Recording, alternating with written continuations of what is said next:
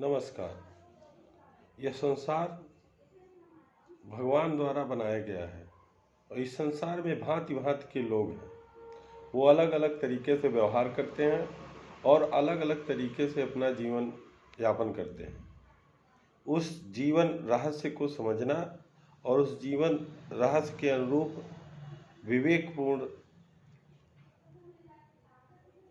तरीके से लोगों से व्यवहार करना, यही सबसे बड़ा रहस्य है जीवन का। अब यह आपके जीवन में कैसे होता है, हम सभी जानते हैं। यह मेरा या आपका शरीर 5 तत्वों से मिलकर बना है। उन 5 तत्वों का हमारे जीवन पर अलग अलग प्रभाव होता है। उन 5 तत्वों में अगर कोई कमी होती है तो हमारे जीवन में रोग का जन्म होता है। पर ऐसा होता कैसे है और क्यों होता है, इसको हम समझना नहीं चाहते। और समझना इसलिए नहीं चाहते कि हमारा व्यवहार, हमारी जीवन शैली वो आज के दिनों में विवेकहीन हो गई है। हम यह प्रयास ही नहीं करना चाहते कि ये देवताओं द्वारा दिया गया जो हमें ज्ञान सागर या 5 तत्व से बना शरीर है, यह सिर्फ धर्म संगत होना चाहिए। और हम धर्म के विमुख होकर अपने उन कार्यों को करते हैं जो हमारा धर्म चाहता ही नहीं।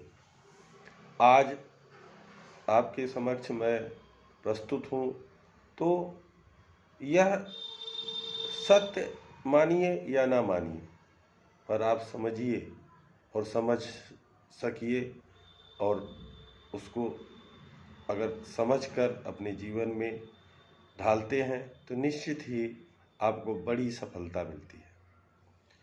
हमने यह कार्यक्रम आज रखा है, उसमें आप इसके रहस्य को समझें। रहस्य क्या है?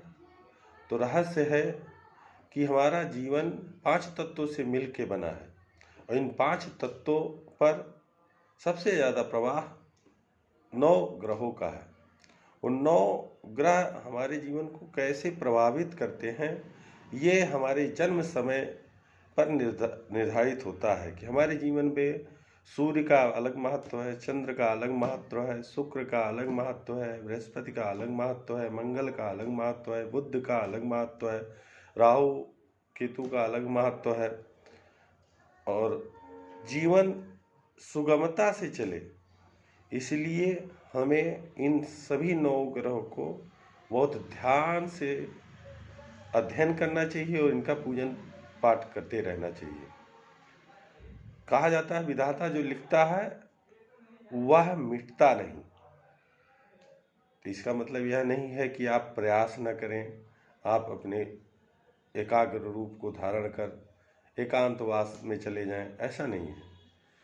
संसार में आपका जन्म ईश्वर ने दिया है, इसीलिए श्री कृष्ण ने गीता में कर्म को प्राथमिकता दिया है और कर्म के अनुरूप ही जीवन को चलाने की विधा बताई है।